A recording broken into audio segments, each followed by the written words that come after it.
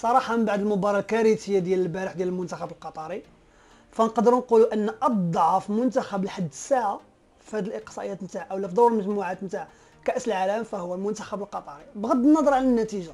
ولكن ما شفنا لا اداء، لا روح، لا مجموعه، لا منظومه. صراحه قبل انطلاق المونديال كنت كنقول ان اربعه نتاع المنتخبات غادي يكونوا من اضعف المشاركين في هذه البطوله هذه. وهما كنت كنقول قطر غتكاليفيا اولا غتسالي لدور المجموعات بزيرو نقطه. كنت كنقول تونس غتسالي الاقصائيات حتى هي لدور المجموعات بزيرو نقطه. وكنت كنقول كوراساو والراس الاخضر.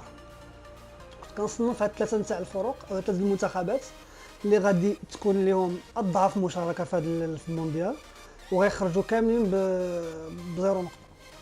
لكن تفاجئنا بالمستوى الجيد اللي قدموه المنتخب الراس الاخضر، اللي كيبقى قدم مباراه كبيره بغض النظر على الطريقه اللي جرى بها المنتخب الاسباني اللي هو من المرشحين للظفر بهذه النسخه هذه.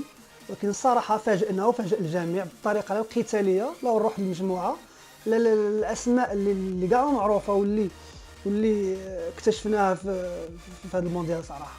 انت وصلتي لراسك لذاك الحسابات، حيت في النظام الجديد نتاع المونديال كاين الامكانيه انك تسكاليفي تروازيام. دونك 3 بوين راه كانت كافيه اولا 3 بوين كافيه باش تسكاليفي اي منتخب. انت كان في امكانك انك تجري الماتش تخسر او موان، تخسر 1-0 2-0 ماشي بداك النتيجه الكارثيه، وانت وصلتي راسك لذاك الحسابات هذيك. انت كنتي في غينا على جوج نتاع لي كارت روج. هارد لاك للمنتخب القطري ان شاء الله في المحافل الجايه ان شاء الله. وماشي مشكل يعني المنتخب يلا كيقيس الاجواء نتاع المونديال. دونك من بعد الدوره نتاع قطر اللي شارك فيها ومن بعد هاد الدوره دونك شويه غيدخل في الاجواء الموندياليه. وان شاء الله مع الخدمه ومع